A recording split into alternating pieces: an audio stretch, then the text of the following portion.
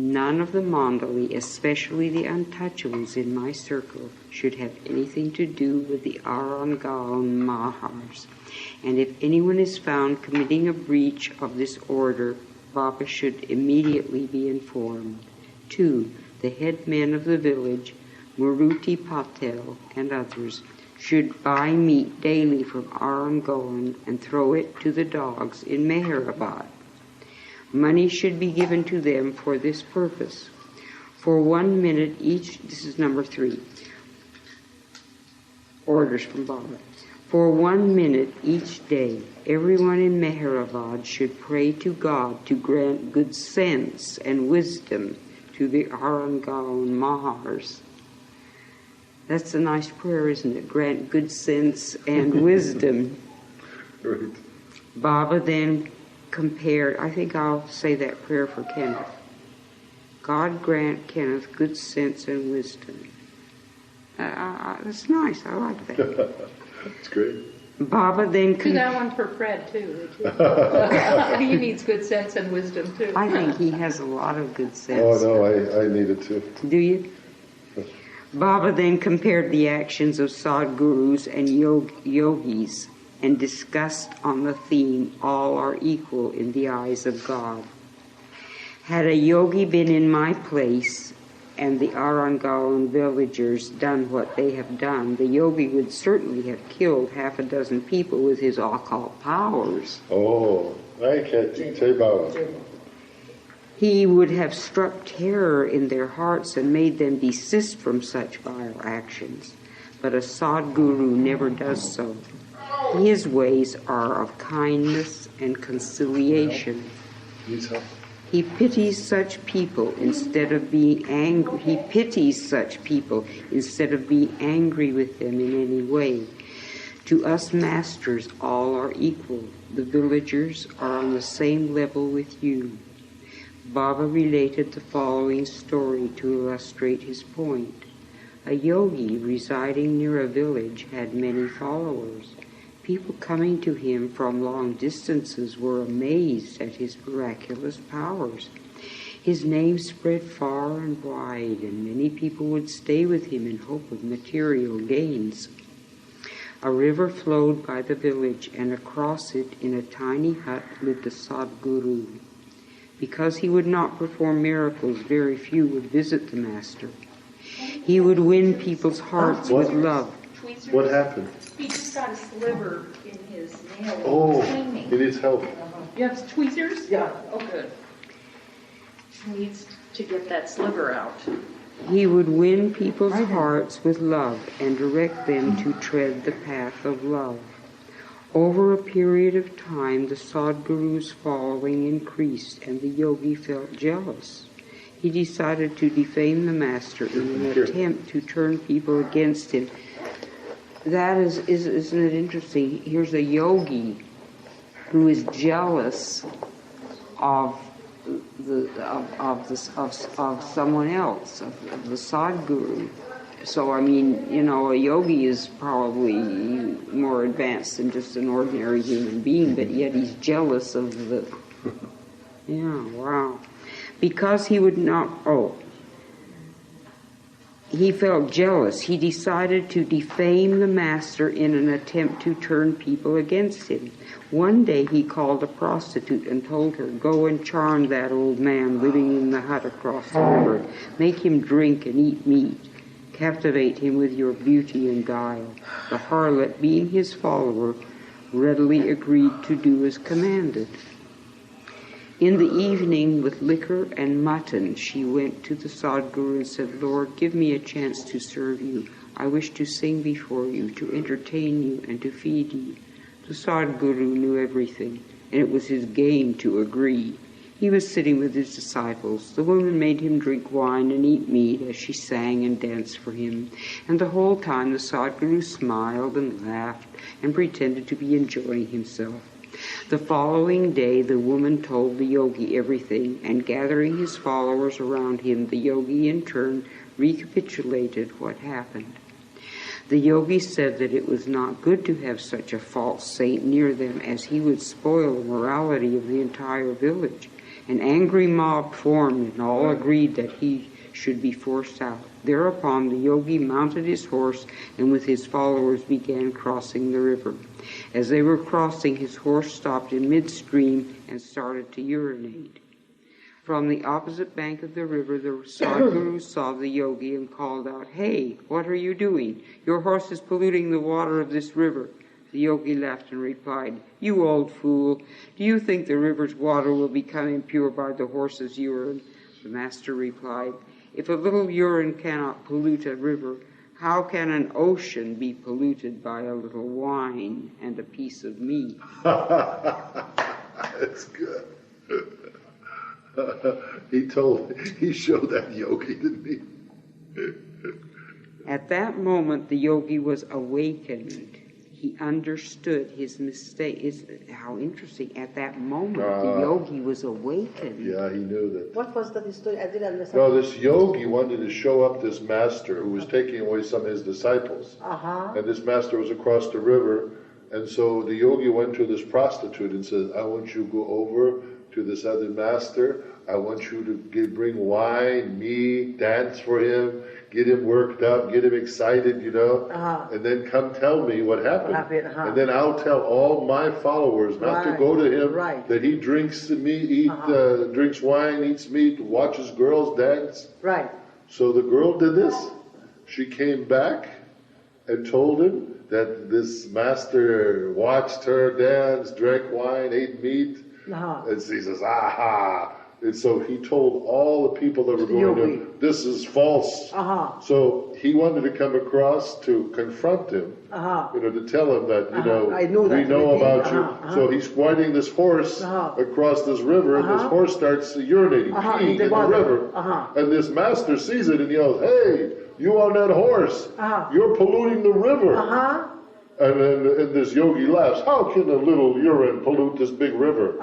And then he comes back and says, "Well, how can a little meat and wine pollute the ocean of consciousness that he has?" And so the yogi at that moment says, "Oh my God." I understand. He felt bad at what happened. So it's an amazing. I understand. He showed that yogi up. I know. And he did it in a way tactfully. These masters are so tactful. Baba is so tactful.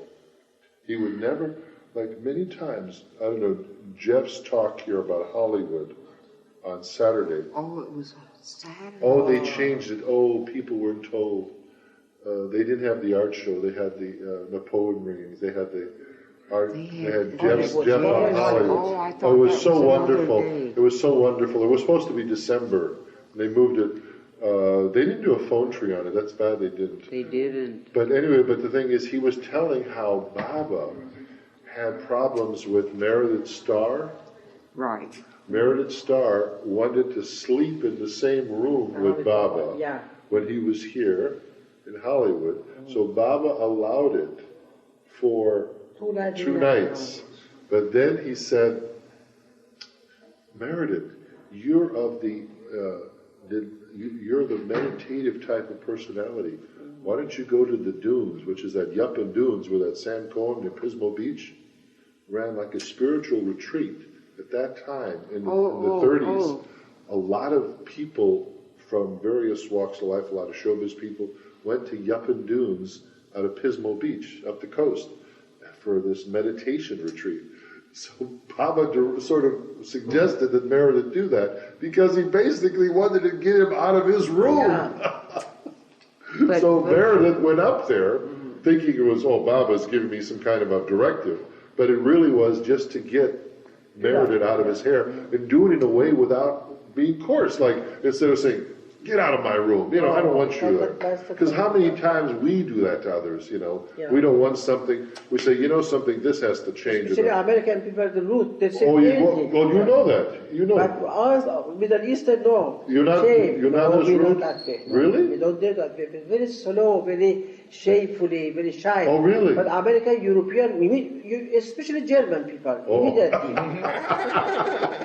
You know about Germans, Well, you lived in Germany. 8 years, Yeah, that's it. But then Jeff gave another example of. So what happened to Meherabad? Well, nothing? He went to Yupan, he stayed there. Baba was scheduling breaking his silence at the Hollywood Bowl. He then found the perfect boy. The perfect boy was taken on the ship or plane, was it? Plane must have been. No, ship. Was it a ship to Hawaii?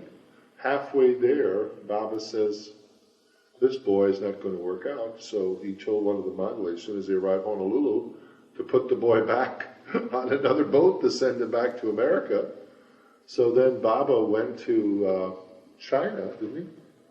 Yeah. One day China. Yeah, one day. Yeah. He went to China, and he was supposed to come back to the States, to the Hollywood Bowl, where a great gala event would be staged, where there was advanced publicity being done by Radio station. by this gentleman at 2400 Gower. His name is Phillips. I can't think of the guy's full name. That's where Baba stayed. Baba stayed at 2400 Gower. Yeah, 2400. 2400 Gower. And at this gentleman's house. And this gentleman was like the host. He was connected to Malcolm Schloss and these other people. But he made a big to-do inviting all these society types and newspaper columnists and radio reporters to the Hollywood Bowl for this breaking of the silence.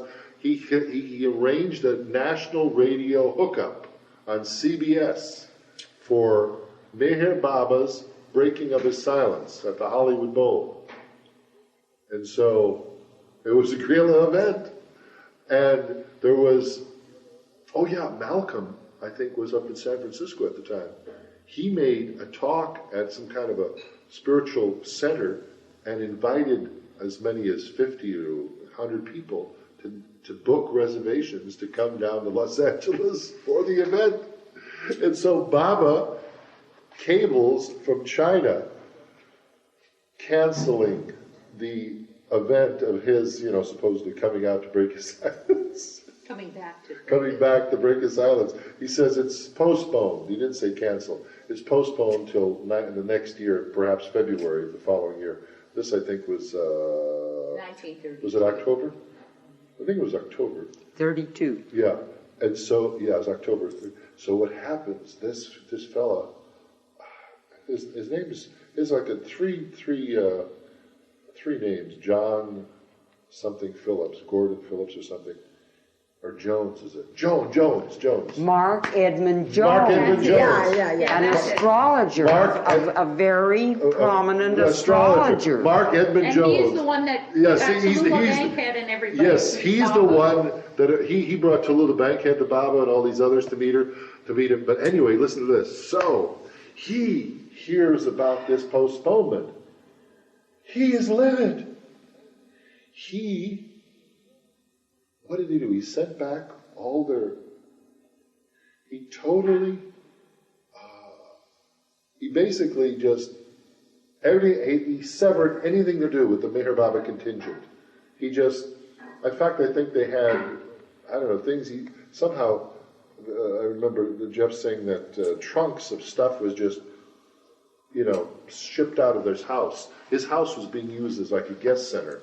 That's what he did. He took everything out of his house that was belonging to the people that were connected with this and just shipped it to wherever they were. He says, please never, ever come back into my life again.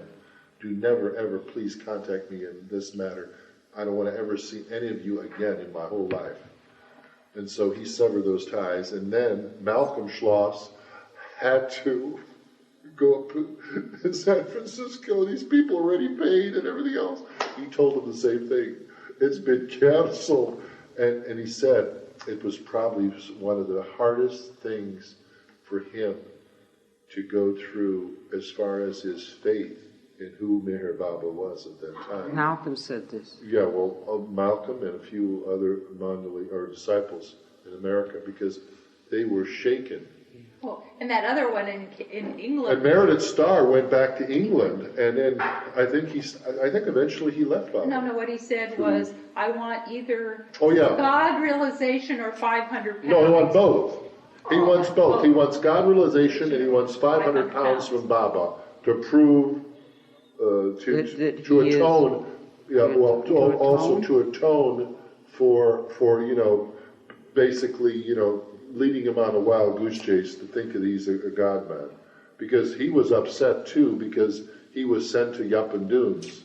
Because he thought after all this came about, he says, here I was being ordered around by somebody who really, was maybe not what he said he was. So what eventually happened is when Meredith got back to England, I think he eventually drifted away. I mean, it's so But wild. Baba sent him the 500 pounds from India. Did? That's equivalent to about $1,000. But he didn't give him God realization. But Baba, he insisted on 500 pounds for his time, for his involvement, like as though I'm not going to be duped by, some fake master or something. So yeah, fake, yeah. yeah, whatever.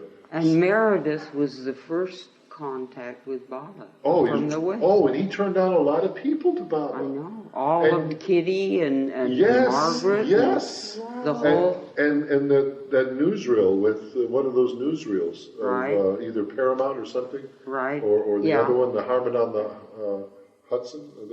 He is interviewing Baba when Baba is speaking in his alphabet board. That's Meredith Starr. Are you sure it's Meredith Starr or Charles Purdom? No, Purdom is in the other one. Purdom is in the other one. Purdom is in the other one. Meredith Starr. And Is in the first one. Yeah, the one that was found in the South Carolina University archives. The one where he's coming out of the little house in Greenwich. Exactly. Okay. That's Meredith Starr.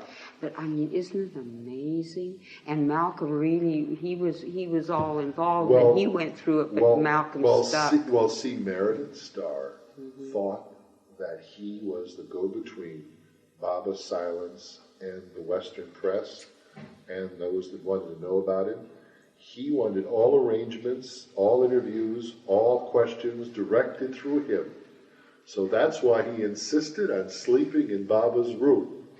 Because I am his attaché, whatever, and I want to be privy to anything that's going on. So when he was sent to the dunes, the Yapan Dunes, he was livid. No, because, Baba didn't like somebody sleeping with him. Oh, no. I mean... And so, but Baba, according to Jeff, never really liked to, especially the Westerners, he didn't like to be negative. So he let him sleep in that room, but then he told him to go to these dunes for some reason. Meditation. He said he was doing well, the atmosphere was perfect for him. But the thing was, it was really Baba's excuse or reason trying to just, But he should not sleep in Baba's room anyway. I know, but he insisted, and see, Baba again, like you were saying, maybe people from the East, they have a way. I mean, Baba was that way with many people. I mean, he would sometimes, make a comment to a mandali, about somebody's, being loud or personality or boisterous. But yet, in their presence, he'd be, oh, do another dance for me, or whatever, do another, or like some singer. We're talking too much.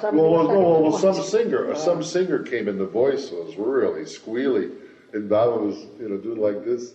And afterwards, he says, "Oh my God, that's over to Jairich." But to the person singing, he went like this, and and made the person feel like they were the best entertainer in the world. But And I asked Jeff about this. I said, so is that an example for us in our lives? And Jeff says, certainly not. He said, it's certainly not an example. It's a good example of maybe being able to be tolerant of others and kind, but not in the same light as Baba was. I mean, we can't be that clever, We're not egocentric to say, oh, we know it all, and this person, we're becoming instant critics of others, But Baba could be that, being the exalted, in consciousness he had. Because I was asking Jeff, maybe we should start acting like that. Well, but, there's a saying that came into our family when Richard and Kitty were growing up. Be a fool for. You can be a fool for God, but not for man. Ah, that's a good one. Fool? Be a fool for God. Yeah, but that's because God is all loving and kind and tolerant. But for man, you cannot can't, be, because he doesn't see you. And that's this. Actually, that probably answers that then. I mean, it sort of is the quintessence of that kind of, yeah. But because it's hard sometimes, you know. You want to be loving and kind and everything, but you also, it also says in the Bible, you know, be as harmless, as wise as a serpent and harmless as a dove. But that is amazing. What other things did Jeff say about that? Oh, he talked about, well, it's a 3 or 4 part series. The next one's going to be 1934 visit, and the next one after that's going to be a total meeting devoted to, what's that guy, what was it, Pascal? Gabriel Pascal. A whole meeting, 2 hours devoted on him. Really? Yeah, supposedly, you know, dealing with the movies and all this other stuff. And then a 4th one. But this was only the first of a series. Oh. He said, took him 3 days of nonstop research. Oh, he's doing thorough research on it. He's researching it through Lord Meher, through Phyllis's Awakener magazines, those journals, through first-hand accounts from people. He's doing a bit. He mentioned the Knickerbocker Hotel. You know, there's a coffee shop at the Knickerbocker Hotel that still opens in the evening. It opens in the evening. It's only at night. It opens in the evening, like 6, 7 o'clock. Stays open to 2, 3 in the morning. And they say always open. a bunch of really interesting characters come in there. And Baba was at the Knickerbocker Hotel. Billy Goodrum goes there and has coffee. But and he says he feels Baba. Every time, 11 o'clock even they go there in the morning. There is hotel for old people. Right. Yes, it's people from Russia. From Russia. All the time it's open. Oh no, it's open. Yeah, the hotel. It's open. No, is it open? Yeah. Would you all eat the there? Well, yeah, we had coffee. They said there's there. a coffee shop. Coffee shop. It's open all the time? And they have one Chinese food too, good restaurant. Yeah, but it's an old people's home, mostly from they're Armenian people from Russia, a lot of them. Yeah, old people, Russian. the government Russian. side decided there to see. But Right. beautiful place. Because I was But it's going very by there once. controversial. It's very controversial Because somebody was bribing. They were throwing out Americans. They were throwing out Americans in order to bring in these Russians. Money to They get pay the front hotel, money to get get the a room. apartments.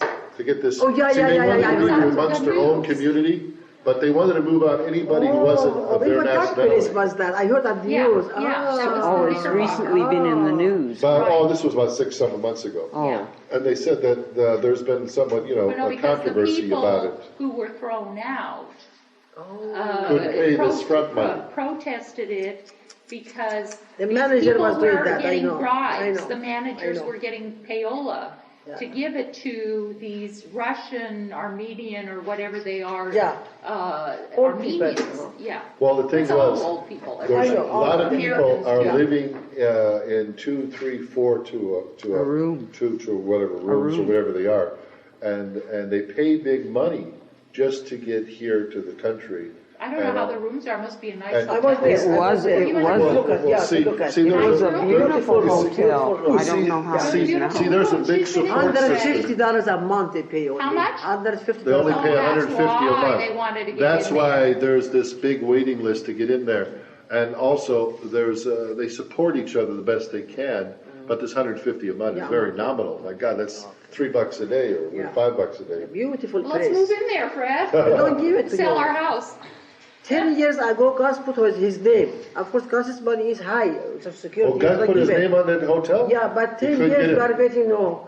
Because Gus not- So you should have He's given not- payola. He's not Russian. I told He's not, him. he's not Armenian. I told them I already See, gave that's why $2,000 to people are fighting to you. get But in he there. said, why? You want to bribe me? I don't. But, I was afraid for me. Maybe I... You try to give that to the manager? He wouldn't take it? Because you're not Why Russian. did Gus want to go there? He 150 said a maybe month. it's cheaper. We go there, but they said Gus's money is high because Gus doesn't... Gus receives the $1,400 a month to security with the pension. They said you have to have only $700 a month. Like SSI. Oh, I see. When was this? When you moved from your house? I see. No, 5 years. 10 years. It's special housing. You want to take a break? Especially Yeah, for let's take people a who are break in and let's have some SSI. pie. She has Especially pie. people who are on SSI.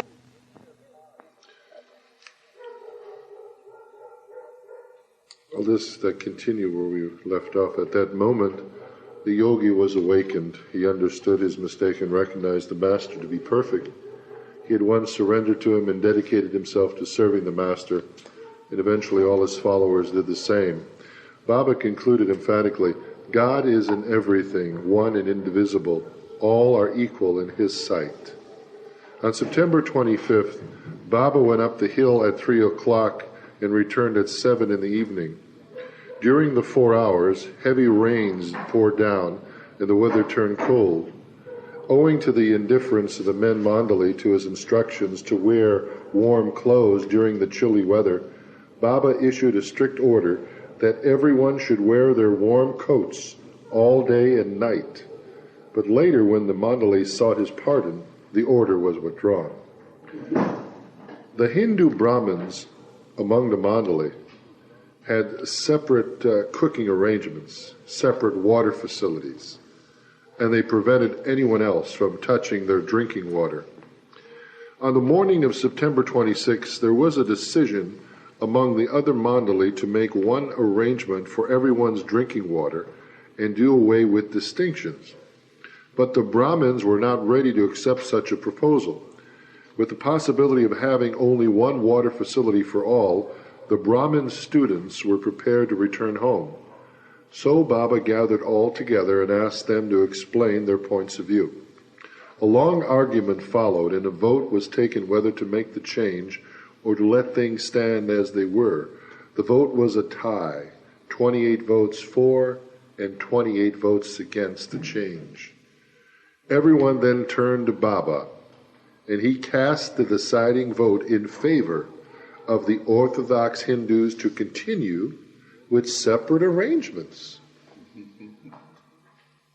He stated, those who place obstacles in the way of the poor and destitute of other castes and compel them to go against their faith should not emphasize only the question of drinking water. It is not just a matter of drinking water. We should be on an equal footing in all respects, food, dress, religious beliefs, etc., if we really want to consider ourselves unprejudiced. All should eat together at one place without regard to caste, Brahmin, or untouchable. This issue should be banished once and for all. All should wear kafnis of gunny sack and eradicate all thoughts of religion and outward formalities. Let the Parsis give up their sadra kusti, that's that rope. The Hindus their jenu, a sacred thread. And the Muslims their hajj, beards. Yeah. If you wish to bring about an improvement, it should be complete in all respects. Otherwise, it is not good to take undue advantage of the helpless, of those dependent on our mercy. So for this reason, forego this experiment of change and let things continue as they are at present. To bring about the awareness of unity among all people is simply beyond human effort. It will come at its proper time. This change can never happen through humanity's efforts. Wow. Could you read that last? Isn't that amazing? So for this reason, forego this experiment of change and let things continue as they are at present. To bring about the awareness of unity among all people is simply beyond human effort. It will come at its proper time. This change can never happen through humanity's efforts. Wow. Talk to us, please, about that.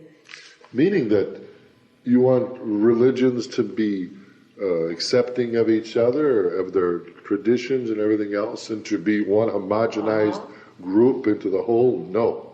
It will not happen if man tries to just change it. It can't. It can't. And it also would mean one person cannot.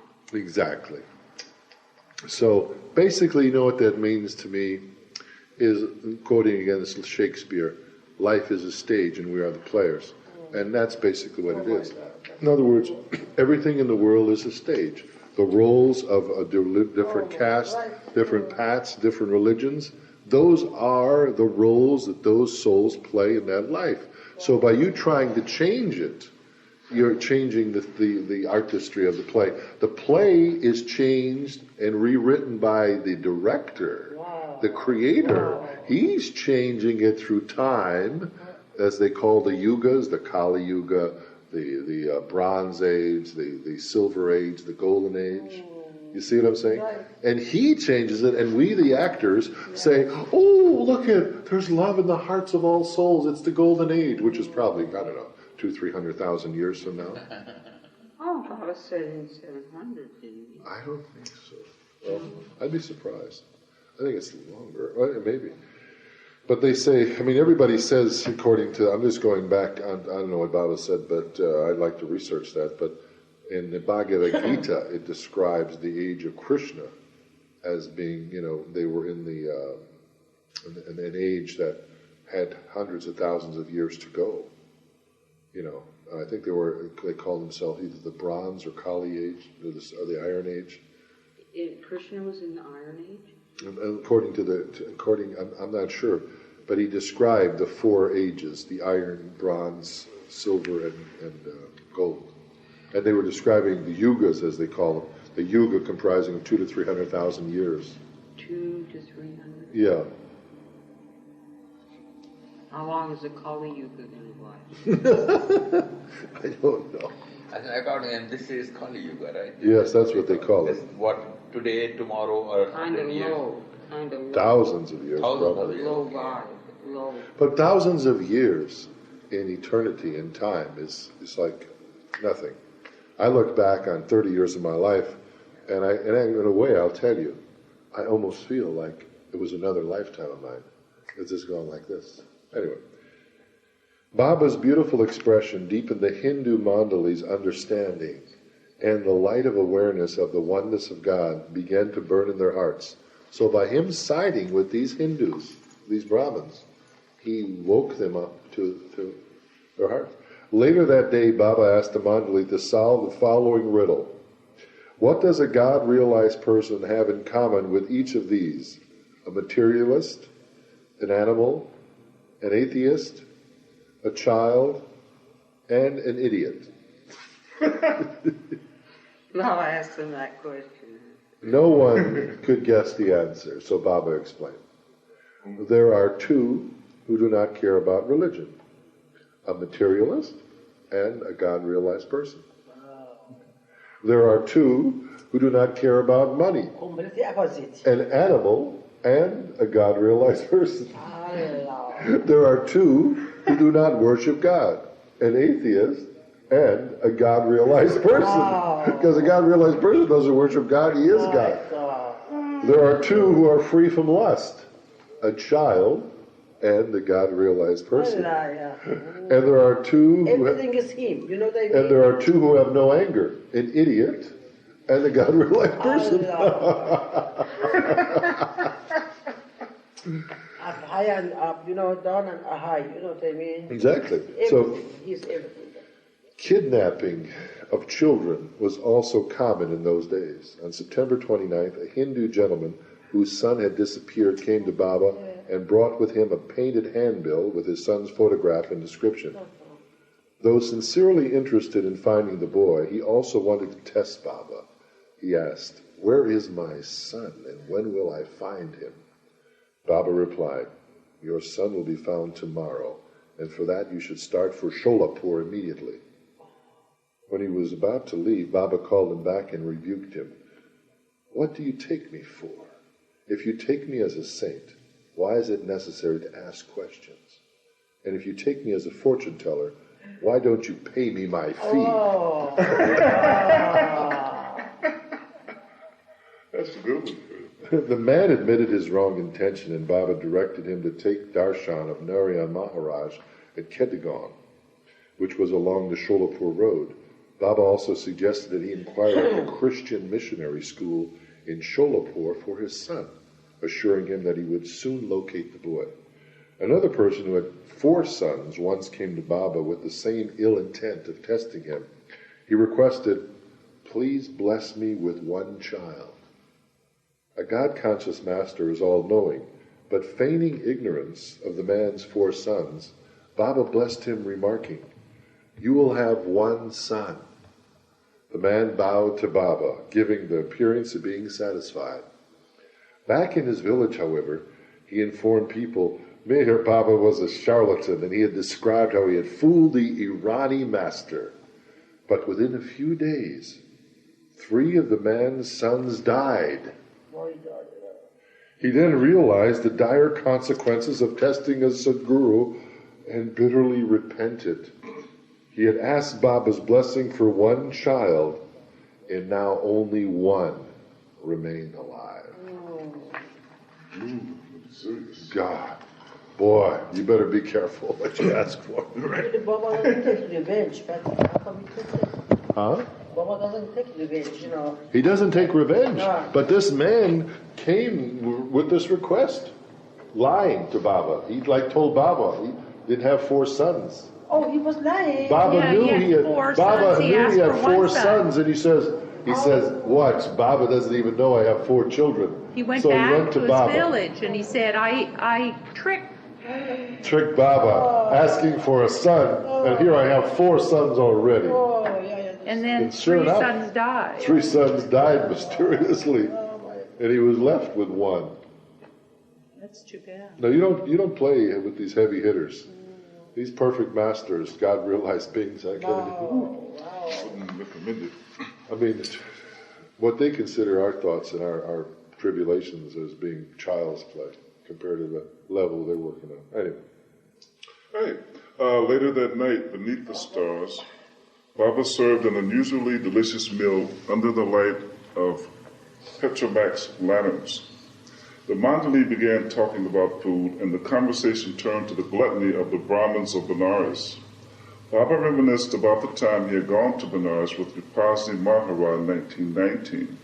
He narrated that no one except a Brahmin was allowed inside the sacred temple there, and so before he could enter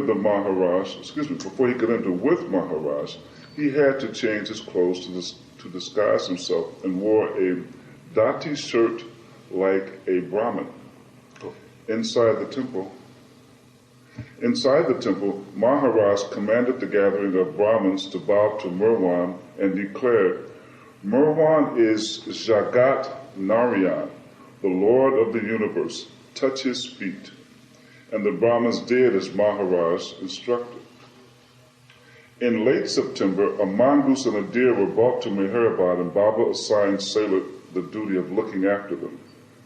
It was not an easy job, as the mongoose would run away and Sailor would have to hunt for hours to find it.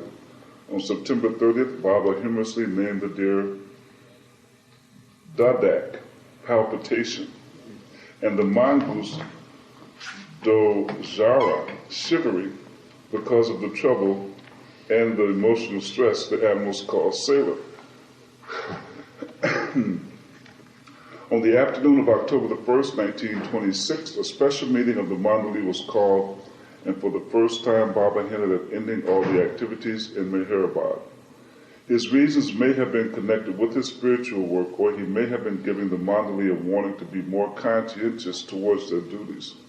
Baba was obviously irritated when he stated, "I am fed up with the mandali's moods, likes, and dislikes, and with the long explanations that I have to write out." Baba then reprimanded Arjun, Bimramji, and Padri, accusing them of grudgingly carrying out their work. After a long discussion, the mandali made it clear to Baba that they wanted to stay in Meherabad, so for the time being, the question of leaving was dropped. Excuse me. Baba later remarked about Meherabad, "This place is the most important one. It is the best place to be for those on the spiritual path. Despite visiting places for my work, it is always best to return here." 2 days later, Baba instructed the mandali to remove everything from the Makan quarters by 10 a.m. and put it all in the sun to get rid of bedbugs and other pests. Pandova then disinfected the building. Their belongings remained lying outside all day, and the area resembled a novel bazaar. At 3 in the afternoon, they moved everything back inside the Makan. In the course of a discussion among the mandali on October the 7th, someone asked Baba, "Why did God create all this?" He did not create it, Baba replied. It started automatically. First there was God and nothing else. And God was everything, experience, knowledge, power, and existence. But he had no consciousness that he was God. All this bother and headache you see around you is to gain that consciousness. I know that's just funny when you think about it.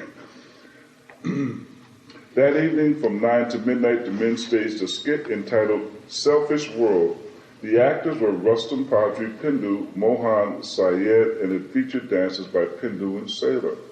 According to his previously announced schedule, Baba again began fasting on Friday, October 8th, and he started to curtail his activities at Meherabad.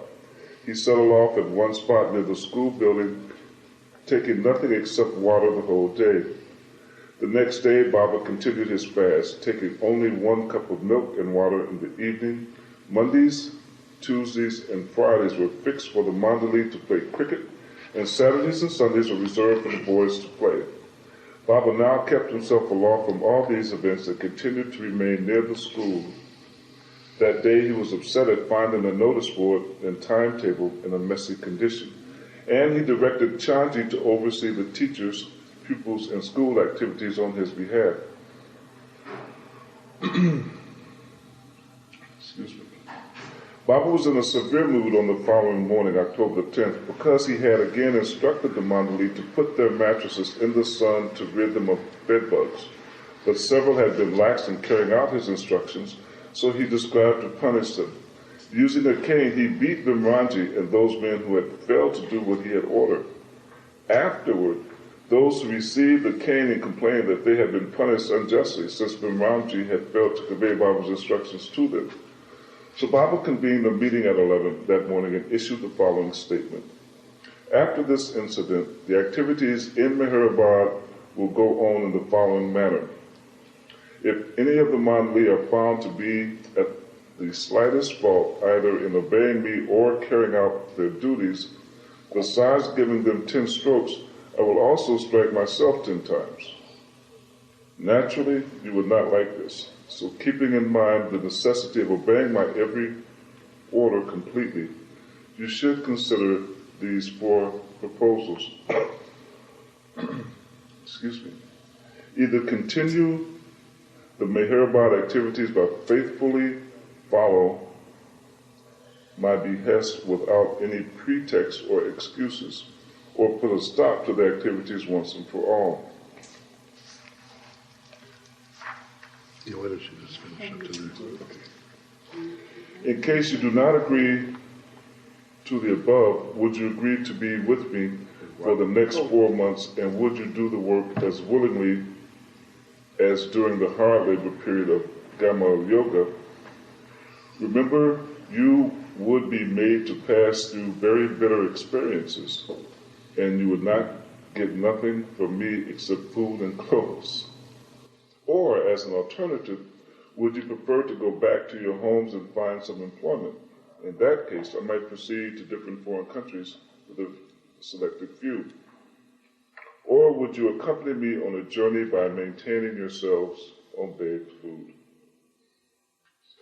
Okay, we'll end that tonight, and we'll come back next Monday. So it's on page 856, and another wonderful Lord Mayor meeting. Thank you, Jai Baba. Thank you, sir.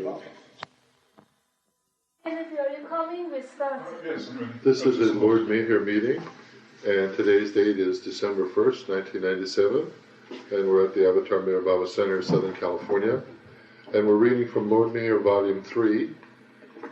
This is page 856. This is the biography of Avatar Mayor Baba by Balkal Churi. The year is 1926. Baba is with his early disciples in Meherabad. The mandali entreated Baba to forgive their shortcomings and to let things continue as usual. Baba re-emphasized, "Try to obey me and stick to me. I am very pained by your constant neglect in obeying my orders." The mandali replied that they would try their utmost to obey him completely, accepting any punishment in case of failure. Baba then warned them, remember that you will have to face untold difficulties. They said that no matter what happened, they would try to stay with him. Baba concluded, well then, I will not take any step. But do not forget that your heads will be in a whirlwind. Take care not to let your feet run away with you and make you leave Meherabad. Votes were taken on the 4 proposals that were brought up the previous day. 22 men were in favor of going on a journey and sustaining themselves by begging. 17 supported the second proposal of 4 months of Gamala or Gamala yoga in Meherabad, and only 5 preferred to return home and find jobs. So it was 22 were in favor of a journey and sustaining by begging. 17 support the second proposal of 4 months of Gamala yoga in Meherabad, which is Gamala yoga is, remember, you'd work a hard labor period of doing strenuous labor, or Gamala yoga. Say that again, Frank? What does it mean? Gamala yoga, for those that if they wanted to stay back in Meherabad, would be a very hard labor period. If they elected to take that. In other words, there was so many proposals, different ones. So, when all the mandali were asked to vote whether to continue as they were in Meherabad or to leave, the majority voted to stay. So it was settled that everything should go on as before. But Baba was of the opinion that because he was keeping aloof from all activity in Meherabad for his own spiritual reasons, it was desirable to appoint someone in his place to look after things and also to see that his orders were being obeyed. Rustam, Behramji, and Gustaji were nominated for this position, and a vote was taken. Rustam received 17 votes, and Behramji and Gustaji had 4 each. So Rustam was made minister of all departments and given the title of Bara Sahib, the big boss. He was vested with full authority to make decisions in all matters and to faithfully carry out all rules and regulations laid down by Baba.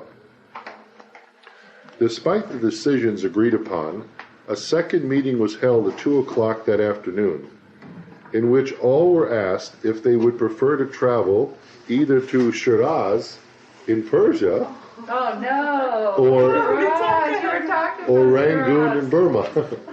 They were asked if they'd like to go to Shiraz in Persia or Rangoon in Burma. Both cities or both areas known for their spiritual charged atmosphere. The reason we're laughing is because Mayor Noosh had a dream about Mother Teresa going to Shiraz, and so but she had it was more extensive than that, but that's why we're all smiling, because now Fred is mentioning Shiraz and Baba. Baba stated that he might visit either place with 7 selected men, but when a large number of the men expressed their desire to travel along, their names were taken down. 30 men were ready to accompany Baba, and when a vote was taken for where they should journey, 20 favored Shiraz and 10 Rangoon. But when asked again whether to remain in Meherabad or leave, the men voted overwhelmingly to stay. Baba concluded, according to the new arrangement, let us wait for 10 days and see how matters progress. The following day, Baba ate 1 meal while seated by the Duni. He gave some of the food as prasad to Chanji. Afterward, Baba umpired a cricket match between the mandali. Whenever Baba gave discourses or explanations to the boys or mandali, Chanji would take down what was said in shorthand. Later he would write his notes out in longhand, often staying up until midnight with his compilation. The next day he would hand Baba the recent explanations for corrections. Baba would peruse them, and usually after 9 days return them with his remarks. Chanji would then type Baba's explanation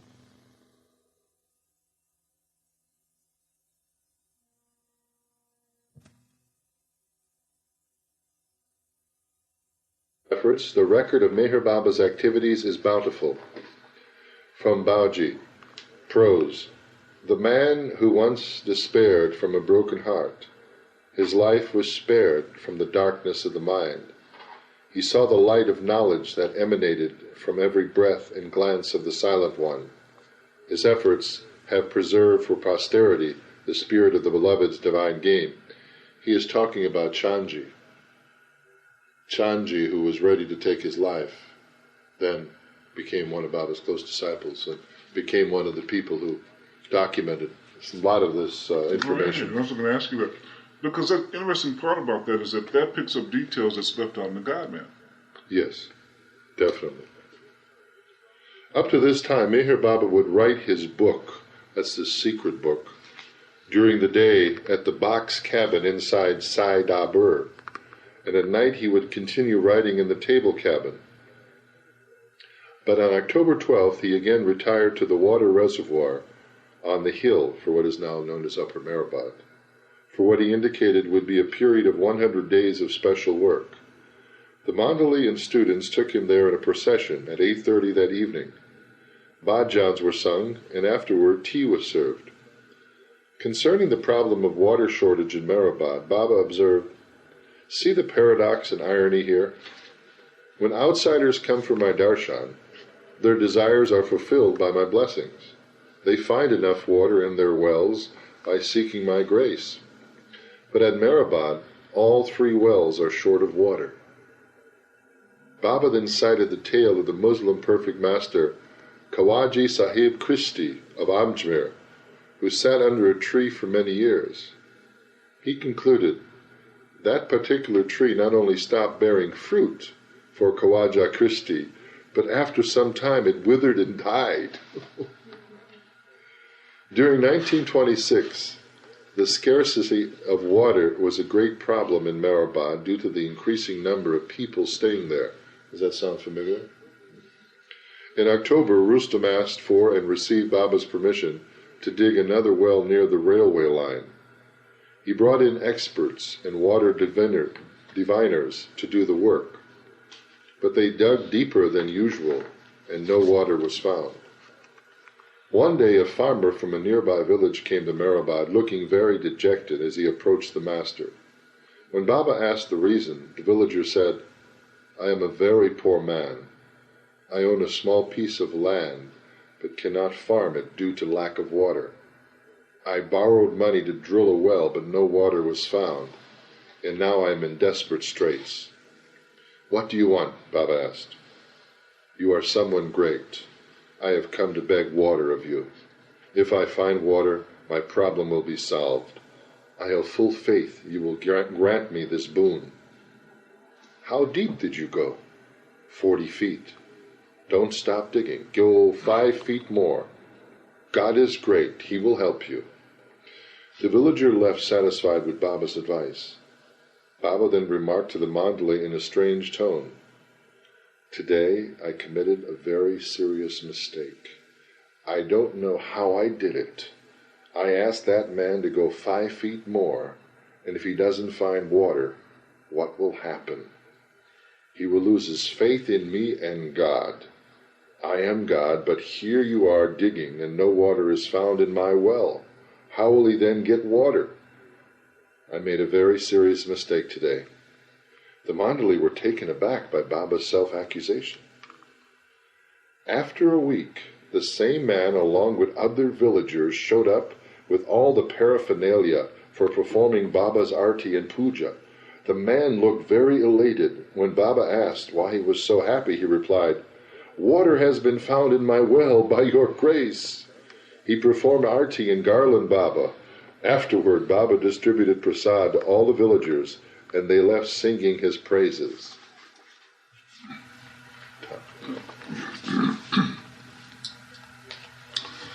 After their departure, Baba remarked to the mandali, "Believe me, I am telling you the truth. I did not do anything. It was that man's faith that brought water." This remark was too much for Rustam to bear. "What about us?" he asked. "We are digging a well but don't find water. Baba answered, I am God, and I asked you to dig a well for me. To have faith, there must be someone in whom I can put my faith. But I am all alone. There is no one besides me. I know faith works, but there has to be someone in whom to put faith, and I have no one. That is why you don't find water. Rustum said, but we have faith in you, so why don't we find water? I don't know about that, but this much I know. That villager found water because of his faith. I did not do anything for him. Baba repeated the same thing over and over again, and Rustum became irritated. It is useless for us to be with you, he argued. Obviously, you think we have no faith in you. We are with you day and night, but we don't have faith. Only that villager who showed up one day has enough faith to strike water. Baba silently laughed and then explained. You don't understand. That man came for water, and his faith was connected with water. Had he not found water, he would not have told people. Meher Baba asked me to dig 5 feet more, and I did, but I did not find water. It was a sheer waste of money, energy, and time to go to him. He deceived me. But here you are, your faith is not connected with anything. Whether you find water or not, whether your desires are fulfilled or not, your faith remains the same. So your faith is connected with me and not with anything else. Therefore, I can trust you. I cannot trust that man who came only for water. How truly fortunate you are that I can trust you. But if you want to be like him, you will find water. Decide whether you want water or you want me. The mandali felt reconciled with his explanation. Baba concluded, even if I started dancing naked before you, your faith in me would remain unshaken as you have accepted me as God. The villager's faith was based on an idol of hope, and God fulfilled his hope as he felt pity for him. God feels pity for you also, so he makes mincemeat out of you. I have kept you here with me, not to satisfy your idol of hopes, but to break that idol into pieces.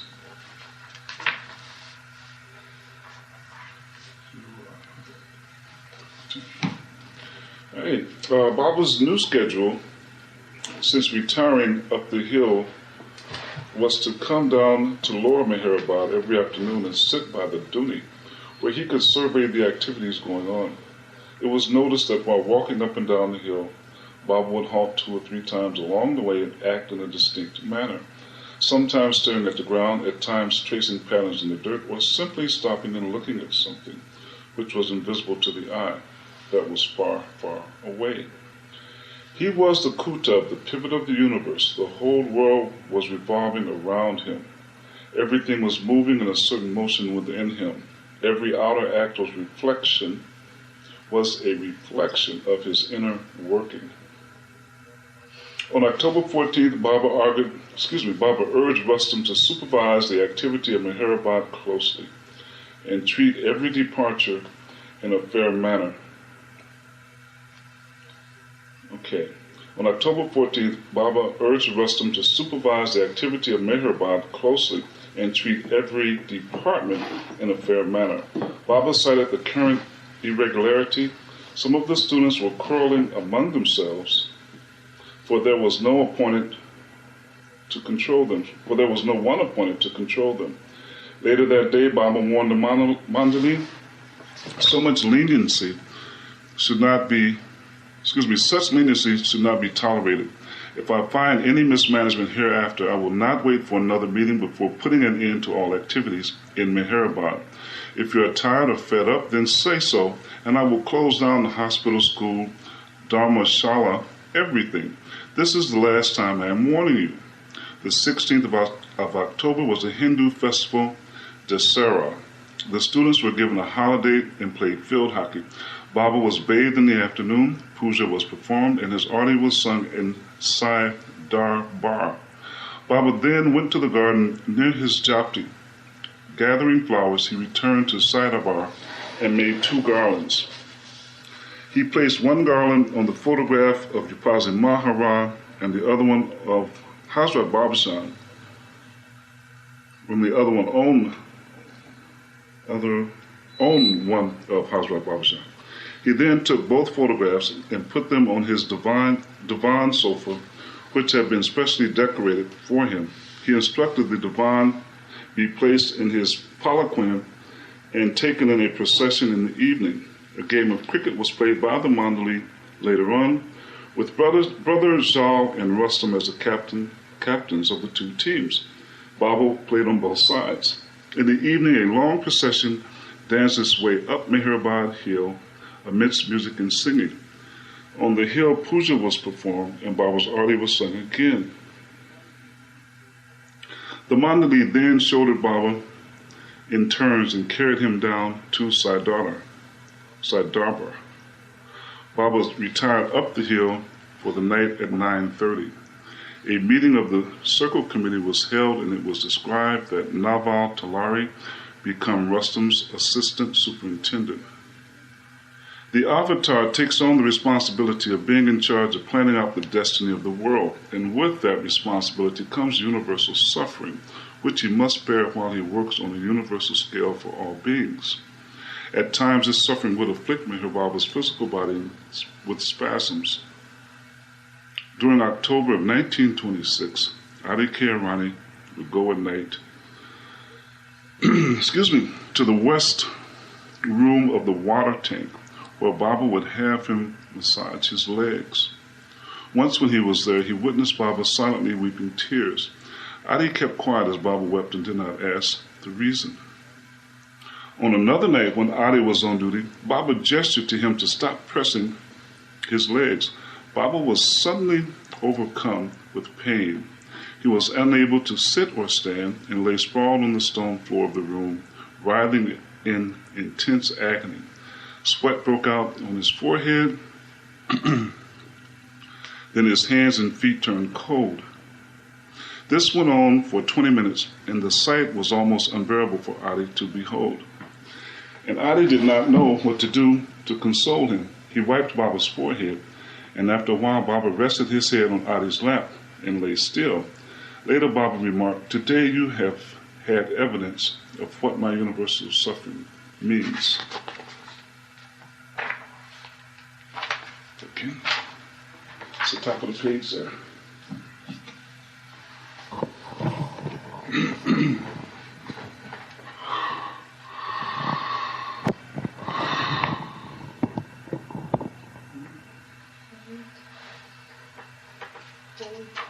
On October 17th, Baba was given a bath and Brother Jal took his photograph. He was informed that a rabid dog was spotted wandering about the property. Baba ordered that it should be poisoned, but added that the men in charge make certain that no other dog be killed. One evening, an old man showed up for Baba's darshan. It was evident that he was not well, and Baba received him compassionately. When Baba inquired about his health, the man reluctantly avoided the subject and only expressed his great joy at meeting the master. Baba arranged for his medical treatment, however, and kept him in Upasni Sarai for the night. Baba went to see him 3 or 4 times during the night, and the last time Baba went, it seemed as if the old man had been waiting for his arrival. Opening his eyes, he looked at Baba for a long time until he was satisfied. His eyes were full of tears as Baba placed his hand on his forehead. Moments later, the old man breathed his last. He had specially come to see me, remarked Baba. His journey is now over.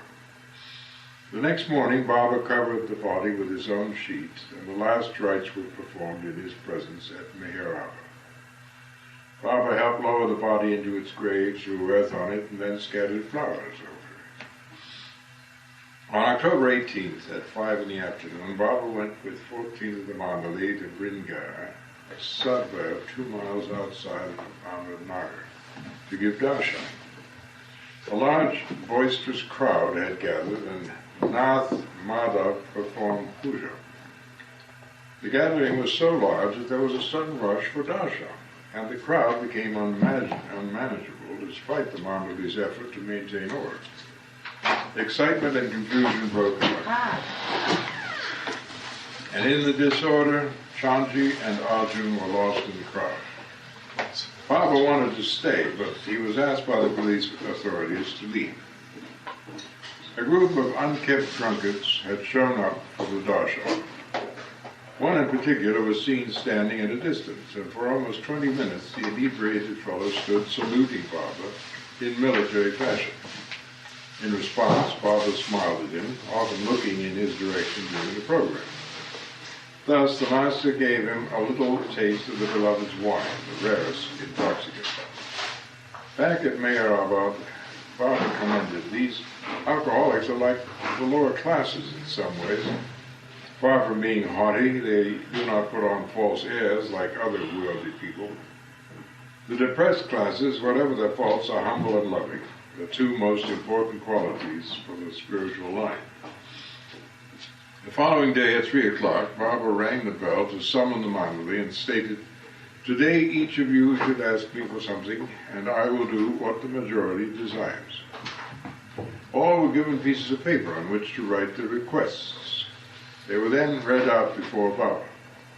What the different men requested varied. Mohan wrote, "Baba should break his silence today." Sailor requested, "Baba should eat today."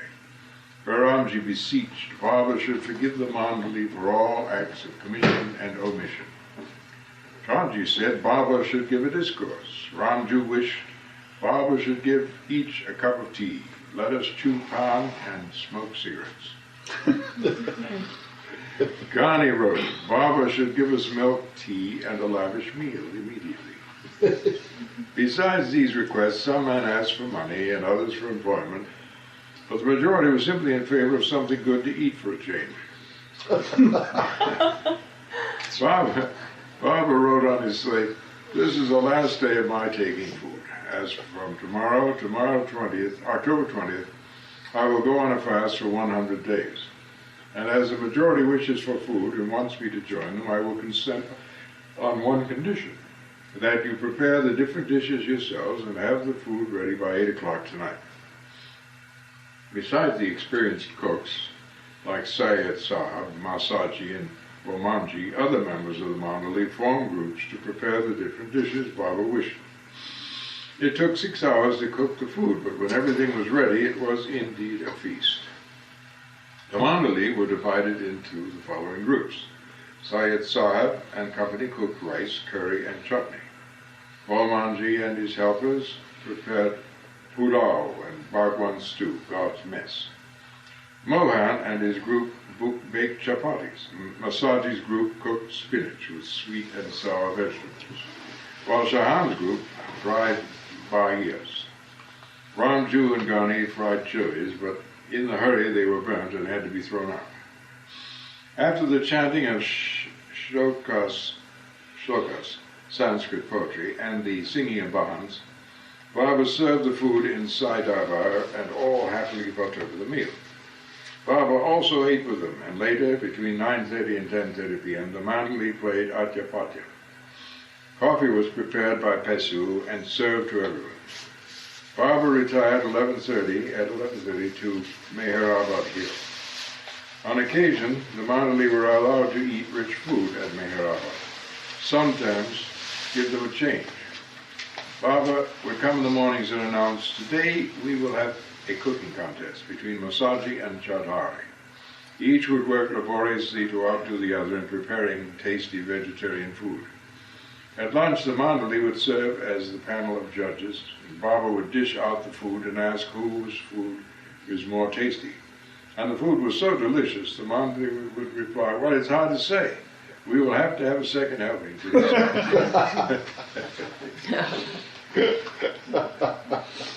It's cool. Sounds like Kennedy. Oh, no. Well, what's great is Baba kept the mandali occupied in the ashram, and, kept them happy. According to Baba's wish, on October 20th, a new seat was made for him under the neem tree. Baba explained, "It will be difficult for me to continue going up and down the hill during the fast, and so it will be better for me to stay in Lower Meherabad. By remaining at one place, I can also observe the activities going on here and attend to the complaints of those in charge." The table cabin near the Duni was shifted to a new spot, which required moving the tailor's shop and the storeroom nearby to make a space for it. At 4 in the afternoon, Baba occupied his new seat. It was here that Baba finished writing his sacred book. The book was thought to have been completed during his second stay in Sai Darbar, but a few more points were added during Baba's stay on Meherabad Hill, and the final material was completed inside the small table cabin.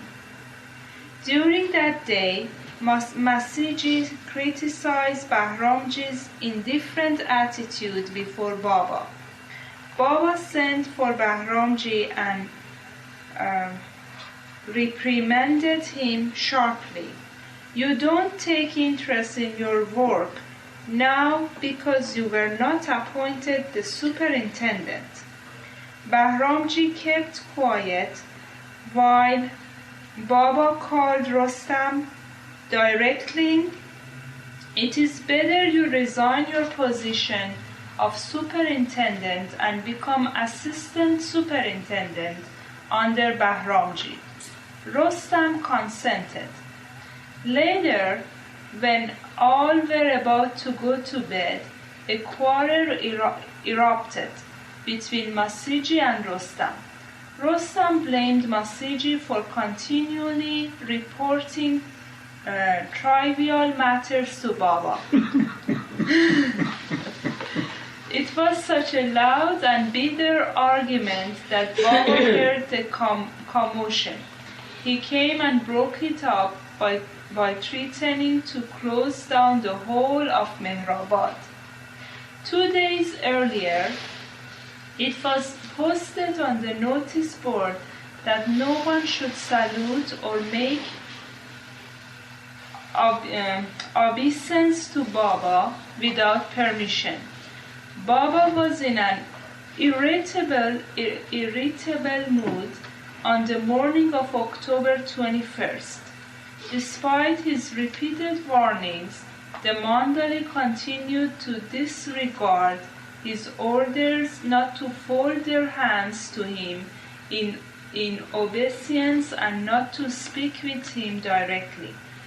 At 10 o'clock, Baba selected a group of the mandali and stated, "Before November 1st, I want you to demolish the school, dispensary, hospital, Sai Darbar, Upasni Sarai, and the Sarai house, and the leper asylum, leaving only Makane Khas intact."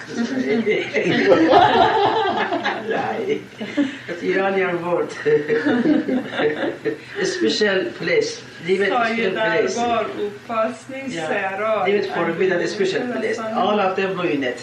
All these buildings here are just this scaffolding for my work, and the scaffolding is unnecessary once the real structure is completed. Baba concluded, "I intend to go back to Persia with a select few, and I will remain there until February. Rostam, Adi, Qani, Ramju, and others will be called there once my future activities are decided." A list of those to accompany Baba was noted, and Naver Talati was instructed to help obtain any needed passports by October 25th. Some of those without passports were permitted to go to Bombay and Pune in connection with obtaining the necessary documents. Everything was done in such a serious fashion that everyone believed Baba was firmly committed to leave for Persia. But just 2 hours later, a meeting of all the residents was called, and Baba introduced another plan which disappointed those looking forward to the journey. He spelled out that he would agree to remain in Meherabad with the mandali on the following 3 conditions. 1. There should be no difference among the mandali in the method of living, conduct, and food. 2. All should eat rice and dal for lunch and milkless tea and bakri for dinner. Bapu Brahmin will be appointed as the cook to prepare this for all without distinction of caste or creed. 3. No one will receive a single pie, 1 cent, or paisa, maybe 1 cent, as wages under any circumstances. Those unable to comply with these conditions are free to return to their homes and earn their livelihood however they see fit.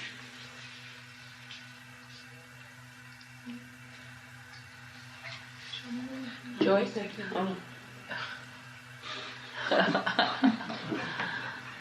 From the beginning of the page. The bookmark is on the other page. Right there. Okay. And the proposed conditions voted upon.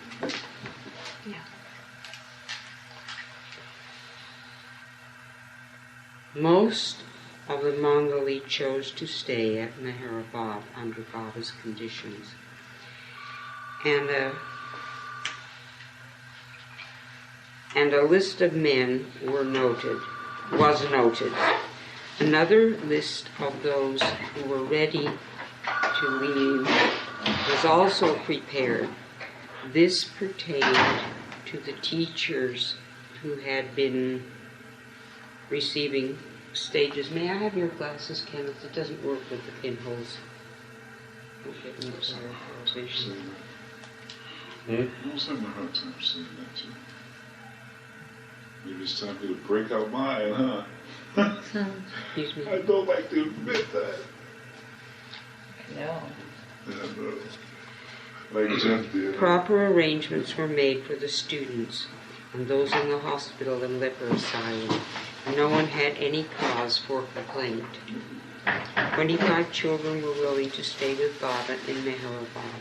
The rest of the children were sent home the following day. All medicines in the dispensary and hospital were sold to Dr. Patel at concessional rates.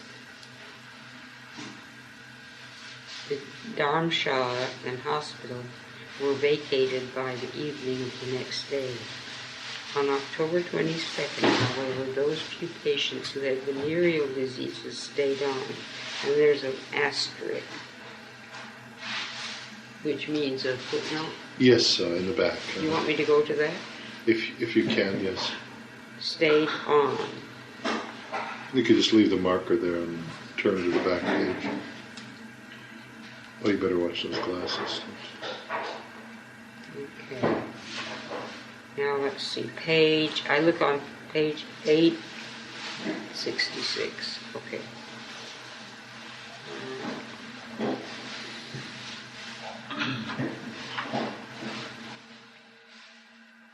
Baba once related to Padre that the world would never be rid of venereal diseases, specifically syphilis. That's a very interesting footnote. Okay, now. Baba said that. Can you read that paragraph initially again? Right. And then read the footnote, because that is... Right. Yeah. Okay.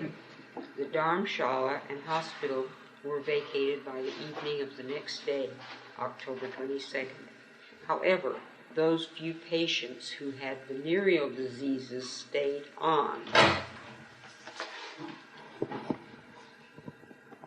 Baba once related to Padre that the world would never be rid of venereal diseases, specifically syphilis.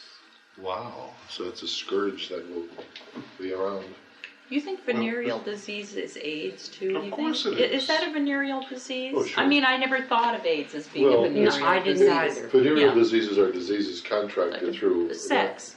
Yes. So So, With human or animals. AIDS is a venereal disease. That's what they say. Of course it is. Is it? oh, What do you think, Meherabad Meherabad? missed it. Can you read again that? Sure. Baba was telling. Go ahead. Okay, all right. Because that's really the keynote so far tonight. You know, each night we always yeah, get a reading. certain something that grabs you. Oh, yeah. That certainly Bombshell, yeah. is a bombshell. The Dharamshala and hospital were vacated by the evening of the next day, October 22nd. However, those few patients who had venereal diseases stayed on. Asterisk. Baba once related to Padre that the world would never be rid of venereal diseases, specifically syphilis. So do you think, Marinush, that AIDS is a venereal disease? It's kind of, Is that the main way of transmission? Yeah. Yes. Well, now drugs too. I mean, drug addicts. well, but the origin of the disease is through sex, and then the infected one then infects others through needles and blood and so forth. But you could probably put syphilis in a syringe if you wanted to. Oh yes, What? So you could probably put syphilis in a syringe. yes, syphilis. In what? So No, in a syphilis syringe. could be Put contracted. in a syringe. Yeah. Oh, really? Well, yes, I've heard that. I've heard that since it that if someone has syphilis and you have an open wound or something, that You could contract. you can. I've heard that. Okay, but I never thought of AIDS as being, specific. Really a venereal disease. Well, it's sexually transmitted. That's the whole. That's what venereal diseases are. Diseases transmitted sexually, gonorrhea, syphilis, herpes. Like in Herpes? prostitution house is lots of that. In prostitution house is lots of this stuff. What did you say? In prostitution house. Well, God said in Pacific Island when he was in army. There was a lot of people catching that and they're dropping them in the ocean. Alive? No, they died. Dead after that. They died. They contracted a venereal disease and then they died, and so they just. What's so funny? Well, it's just. It just sounds the thing funny. that's funny is the fact that Kathy had a real life, connection. That Gus knew about this kind of thing. Yeah, they were catching the young boy, in the Navy. Getting in Philippine Island or something like that, they were prostitution. Oh yeah. And they're coming back to get sick like that. They were making, putting in the, what do you call it, the chowder chicken, Tent. After a few days, they were dying and they dropping them in the ocean. From sickness. When was this? What Pacific year? Island, when he was in the Navy. In World War II? Yes. World War II. Yes. İran'ın cennet falan ziyade. What's so funny? I don't know. Well, no. They're embarrassed. Well, the funny thing about it is Kathy's relating her husband Gus's account about this problem in the Philippines during the Second World War when GIs would go and visit with the girls in the Philippines. Yeah, he saw that. And then they would contract venereal diseases, and then they'd get so ill that they'd die, and then their bodies would just be buried at sea because, they're in the Navy. They have no place to take them back, so they just put them down the chute and they go right into the ocean. And she said that Gus experienced quite a bit of that because these young kids. I saw a lot of young boys. Yeah, young boys, they go into town in Manila or something on their shore hole in leave. the body. He said, what's getting hole in the body? Oh, really? They put some powder in them and then we give them isolate for other people. And then I find that they were dying and then put them in the ocean. Wow. But those stories in Vietnam where the prostitutes actually could contain venereal disease inside of them and then transmit it to Americans. It's the same thing. Yeah. I've heard stories like that. What do you mean they No. contain them? There are people that are carriers. They're carriers. They're carriers. Their system does They not, don't have it? Right. Well, it's like there's people that are AIDS carriers, like that have the virus, but it never turns into full blown AIDS. But I could get with that person and then come to me, then it will blow up. Yeah. But evidently the North Vietnamese, well, but evidently the North Vietnamese had a way that they could give these women venereal diseases and they could give them to American soldiers. I've got a friend I'm sure that was just rampant. Yeah. Oh yeah. Well, there was a lot of things going on in that war. But anyway, that's the bombshell so far for tonight. We'll probably get another one, I hope. You want another one? I'm sure we will. Right. Boy. So then all No, of... it's a special type of information we're getting tonight. Like last week, we got that information on what I thought was important. What Baba said that you can't change anybody's religion. In other words, if you try to change somebody's religion, you're really going against the grain of creation because people are born in the world with a religion, and that's their path.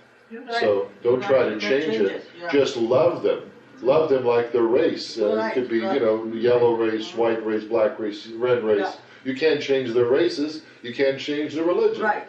So accept it and go on with it. If they come to love me through you, they're loving me because of your life, not because of you coercing or proselytizing, which to me was quite a message because I always think like, you could not change. What are you teasing about? Well, no, I always think sometimes that, you could influence somebody enough to where they say, yes, I believe your way is the only with truth, but you can't. Well, that's what he communicated. Trouble. That's what he communicated to us last. That's what we got last week. Exactly. That was very important to me because in today's world, you tend to get an argument of conditions with people who want to, tell you about their side, and instead of saying, yes, brother, I understand, I respect you, go on, instead of arguing, yours is right or theirs is right. Friends like me, example, I love Baba, everybody knows more than my life. Close to me, to my body, but it's still, Allah is by me. I can't, when something happens, Ya Allah. In my mind, sure.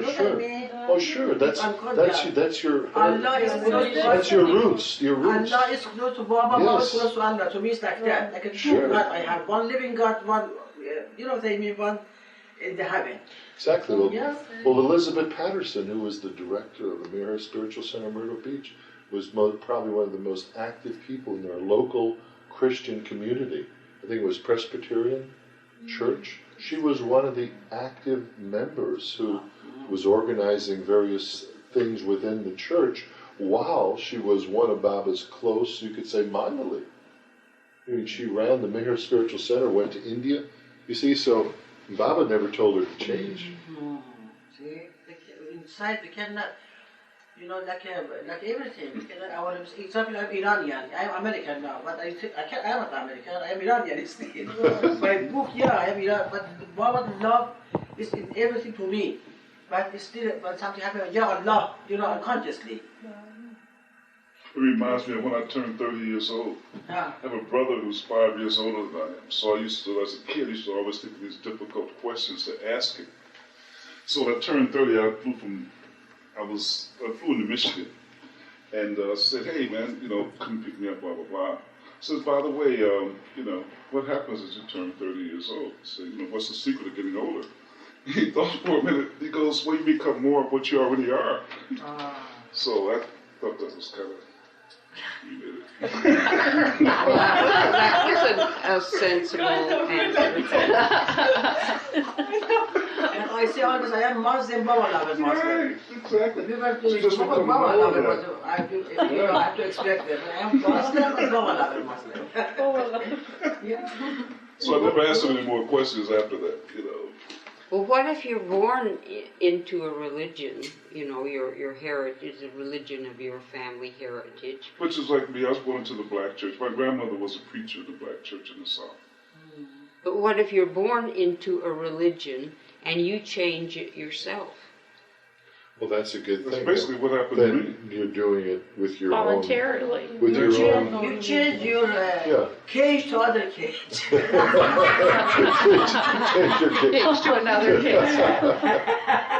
Kathy, you're very wise. Well, I didn't change to another cage, Kathy. No, I Flew out of your cage. flew out of the cage, and then I was I didn't know where to be until Baba finally reined me in. Took you in his.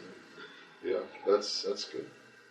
Yeah, my grandmother was a preacher. My mother used to write her sermons. Your who? Your My grandmother Your grandmother? was a preacher in the black church. That is unusual, isn't it, for the era, especially with the 50s? We probably talking, well, yeah, probably Or the 40s? 1940s, yeah. That is really unusual. My mother used to write down her sermons for her. Wow.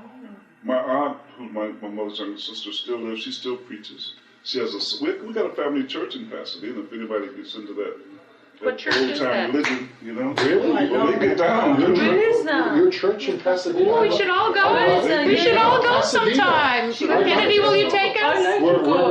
Where is it in Pasadena? I'd like to It's right on Fair Oaks, right near Fair Oaks. Colorado? No. No. It's north of Colorado. Lincoln? No, the Fair Oaks, the crossing, right there by Jackie Robinson Center.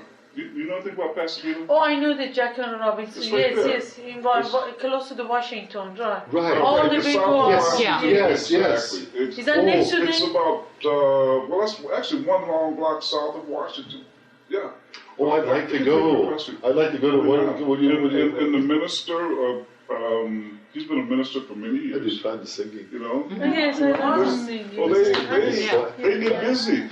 They get down. They get busy, yeah. That would be fun to go. My cousin used to sing those spirituals. The spirituals Bible like so much. She sang those on the radio. Amazing Grace. In Kentucky. How big a church is it, Kennedy? Might be the size of a room there, 200-300. No, maybe 100 at the most. Oh, it's not small. It's a small He church. pays for it out of his pocket. Yeah, one guy is paying for it out of his pocket. Really? Yeah. I was just But my curious cousins are because when Fred and I were working for the Sparks, we had these churches like in South Central. They were huge, and I had two ladies that worked for me.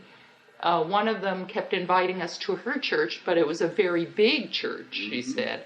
And they would bring like a few hundred people the Sparks were the first women's basketball team. And The first AME. Yeah, the first AME has 3,000 3,000 people come to one service. Yeah. They have about That's the one on 100,000. Yeah. That's the one that Reverend Murray. Yeah, that's right, Tom Crenshaw. Right, oh, Yeah. that's big. Radio, yeah. I know some people that go to that church. But Kennedy, I saw that kind of church in Nairobi when I went 2 years ago. I went that kind of church. And they have some beats, Lubia, Garbaza beats and beats. They put in some place, that kush, like that was playing that too. It was like an instrument. It was very good. That could be a mixture of a couple of different things. Yeah, it was very nice, happy church, and they were playing with that. Yeah. Kush, like That